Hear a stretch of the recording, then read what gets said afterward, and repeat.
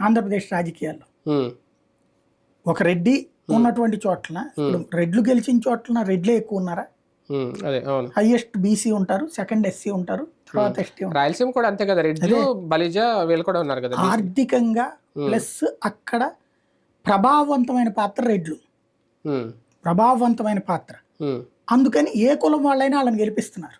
ఉమ్, ఇతను అది బ్రేక్ చేసి తన ఇండివిజువల్ ఇమేజ్ తెచ్చుకోవాలనుకున్నాడు.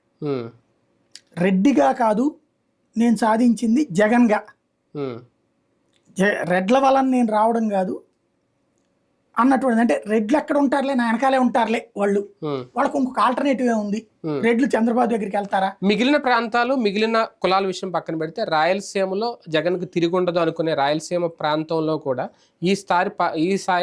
ఈ పరాజయం చూశారు అంటే ఏంటి కారణం అక్కడ? అదే రాయలసీమ రెడ్లందరూ తిరస్కరించారంటుంది ఇప్పుడు ఉన్నటువంటి వాటిట్లలో. అంటే వైఎస్ వివేకానంద రెడ్డి గారి హత్య కేసు విషయం ఏమన్నా అక్కడ ఎక్కువ ప్రభావం చూపించిందా? నేను అది అనుకోవట్లేదు. అదైతే గనక షర్మిల గెలవాలి లేదా కాంగ్రెస్ గెలవాలి. బట్ ఇక్కడ నేను అనుకుంటున్నదల్లా రెడ్లు తిరుగుబాటు చేశారు, ఒకసారి బుద్ధి చెప్పాలనుకున్నారు జగన్కి. ఎందుకంటే మనల్ని డిజోన్ చేసుకుంటాడా, బీసీలన్నీ ఎత్తిన పెట్టుకున్న వరకు బానే ఉంది. అంటే ఇప్పుడు తెలంగాణ అంశంలో ఎట్లయితే మనం తెలంగాణకి ఫేవర్ అని చెప్తూ వాళ్ళ ఓట్లు పొందడానికి వరకు ప్రయత్నించారో, అట్లాగే బీసీలకు కాసిన సీట్లు ఇవ్వడంలో తప్పులేదు. కానీ రెడ్ల మంత్రుల్ని తీసేసి